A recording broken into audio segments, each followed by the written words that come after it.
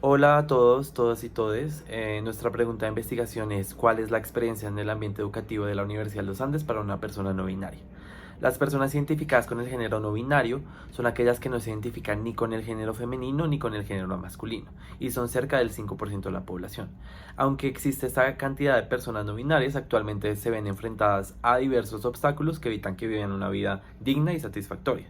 Estos obstáculos en gran medida tienen que ver con el ambiente educativo y la falta e insuficiencia o inexistencia de políticas públicas que les permitan estudiar con tranquilidad y acceder a algunos servicios. Como revisión de literatura nos dimos cuenta que existen estudios cualitativos exploratorios de las vivencias de las personas no binarias, y que los entornos educativos no han sido ejes de investigación en el planteamiento de preguntas. Los datos plantean en últimas que los entornos educativos no son espacios cómodos para la construcción de identidad de estas personas. En justificación, esta investigación será cualitativa, debido a que dará perspectiva a las personas no binarias respecto a si hay o no inclusión en las políticas públicas de la Universidad de los Andes. Y a partir de esto se tendrán datos cualitativos valiosos para identificar si realmente existe esa inclusión. Como lección de política pública escogimos el protocolo MAT, que es un instrumento normativo de la Universidad de los Andes que utiliza de base los principios orientadores de las actuaciones institucionales para el manejo de la atención de los casos de maltrato, de acoso, amenaza, discriminación y violencias basadas en género.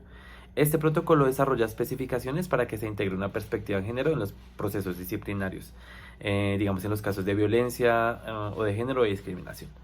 En últimas, escogimos utilizar entrevistas semiestructuradas y estructuradas para darle confianza y seguridad a los participantes, y hicimos 4 entrevistas con resultados similares.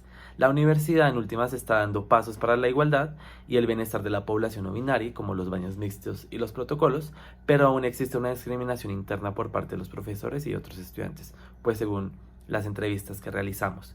Esto es lo que llevamos, y a continuación hablaremos de algunos errores, posibles soluciones e implicaciones en nuestra investigación.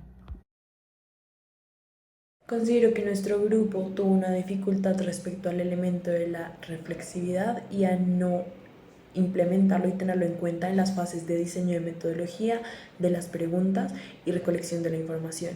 En ese sentido, teníamos miembros que se podrían considerar insider, puesto que se reconocen dentro de la población sexualmente diversa, tienen afinidad con la comunidad y con teorías de género y de la sexualidad alternas a lo heteronormativo. También teníamos miembros outsider que son heterosexuales y cisgénero.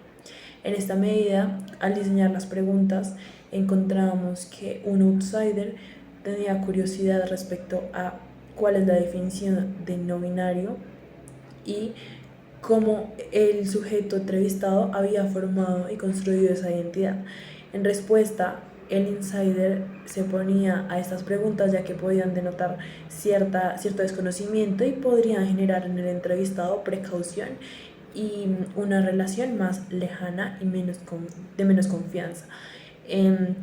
En esta situación también pudimos ver que una pregunta que estaba escrita como ¿qué significa ser no binario? En una entrevista se hizo como define en sus palabras el significado de esta identidad, y en otra entrevista se hizo como qué significa ser no binario alrededor de la experiencia en la comunidad uniandina. Entonces aquí tuvimos sesgos en el planteamiento de las preguntas y tal vez un grupo focal hubiera mitigado estas adversidades de ser outsider o incluso también de ser insider. Uno de los errores o implicaciones que encontramos en nuestra investigación a la hora de recolectar datos fue que solo entrevistamos a personas no binarias, y el resto de la población binaria se quedó de lado. Es decir, que solo conocimos una parte, una cara de la moneda a la hora de conocer las opiniones, perspectivas y experiencias de las personas respecto al bienestar de las personas no binarias. Como solución planteamos la realización de entrevistas semiestructuradas a las personas de la comunidad uniandina en general, ya sea directivos, trabajadores, personas del aseo, personas de seguridad, compañeros y compañeras de las personas no binarias, que en últimas nos permitiría conocer un poco más las perspectivas, opiniones y experiencias de estas personas frente al bienestar de las personas no binarias. Encontramos que un posible error de nuestro estudio fue que todas las personas a las que entrevistamos eran personas que ya conocíamos de antemano, es decir, que ya teníamos un vínculo con estas personas. Aunque esto pudo hacer que hubiera un ambiente de confianza en el que pues ellos nos pudieran contar cómo se sentían en la universidad, pues también creemos que se pudieron generar muchos sesgos, tanto en lo que ellos respondían a nuestras preguntas como en nuestra interpretación de los datos. Creemos que una posible solución para este problema es diversificar a los participantes del estudio. Desde el principio planeamos hacer un efecto bola de nieve, pues realmente no lo pudimos ejecutar de forma correcta. Entonces creemos que si lo ejecutamos bien puede ser pues muy valioso para el estudio. De forma que igual podamos entrevistar a las personas que ya conocíamos, es decir, a las que están en este estudio, pero también podamos hacerles estas entrevistas a personas nuevas con las que no hemos tenido ninguna interacción anterior. Otra de las cosas que hubiéramos mejorado dentro de nuestra investigación es que al realizar el análisis temático y a pesar de que generamos un montón de conclusiones y lo acoplamos por códigos, pues no hubo una conclusión directa ni una relación como tan estrecha o de alguna u otra forma se pudo desarrollar más esa relación en la que esos códigos que logramos poner dependiendo de las entrevistas, los relacionamos más con ese análisis temático para tener una conclusión mucho más estable y también plantear más la generalidad de esa solución en la que enfocamos las políticas que han hecho la Universidad de los Andes en torno a las personas no binarias. En otras palabras, esos códigos que sacamos de las entrevistas las hubiéramos analizado y relacionado un poco más con ese análisis temático para tener una mejor conclusión. La reflexividad es transversal a cada etapa de la investigación. Por lo tanto, solo tener conciencia hasta ahora de la influencia que juegan nuestros roles y perspectivas en la investigación puede implicar que la recolección de información fue sesgada, bien sea por un outsider o insider. En el caso de los outsiders se cuestionaban por elementos básicos, ya que la visibilidad de esta población no binaria es relativamente una novedad.